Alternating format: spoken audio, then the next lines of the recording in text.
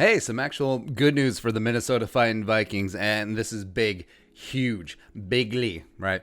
Salary cap news broke this morning. Tom Pelissero, local guy, hashtag one of us, tweeted this out, quote, NFL teams are about to gain tens of millions of dollars in cap space. The Management Council informed clubs that signing bonus proration, not just unearned salary and bonuses, will be removed from the 2020 cap immediately upon notification a player is opting out per sources, end quote. So it obviously does apply for the Minnesota Vikings, as well as Michael Pierce opting out for the 2020 season due to COVID-19 concerns. Now, Pierce was originally going to have a $5 million cap hit on the first year of his $3 million, 3-year, $27 million free agent deal that he signed this offseason. And it was a Brzezinski special. Small cap hit first year, a little bit escalating, as well as the contract was easy to get out of in later years if he didn't pan out. But then when Pierce decided to opt out, the speculation was like, all right, prorated signing bonus, accrued payouts would count against the salary cap in 2020. So Pierce got a $6 million signing bonus over 3 years, which is prorated. I mean, $2 million dead against the cap. So the Vikings, they saved $3 million versus the cap, but still 2 is going to be dead. And now that's all cleared. So $5 million comes right off the books.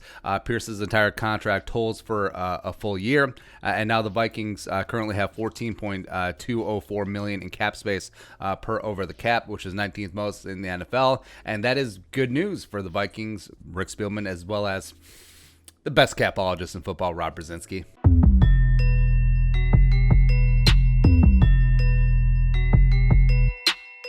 Man, that just really never gets old. I need to use that more. I need to find more excuses to use that. But anyways, even though you could say like, oh well, it's just $2 million. It's 1% of the salary cap at about $198 million. Who really cares? But Vikings are going to have to pinch some nickels and dimes this year as well as next year. The money could be rolled over to the 2021 salary cap to help soften the blow there, where the cap could be flat or even reduced next season, as well as it does give the Vikings some flexibility options. They could re-sign Everson Griffin, for instance. They could re-sign Josh Klein. Could sign Logan Ryan.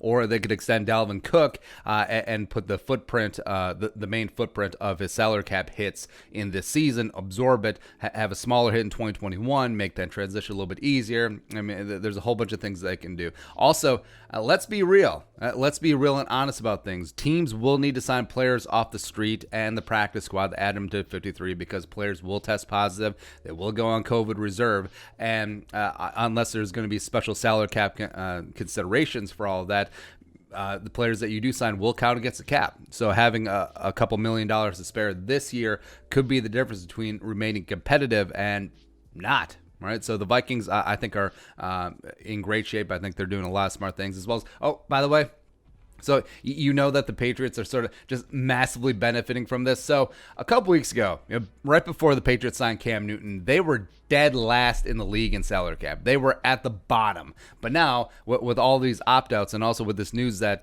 prorated signing bonus won't count against cap either, they're up at like $36 million in cap. They have the third most in the league. What is going on? Of course, the Patriots and Belichick just benefit and just...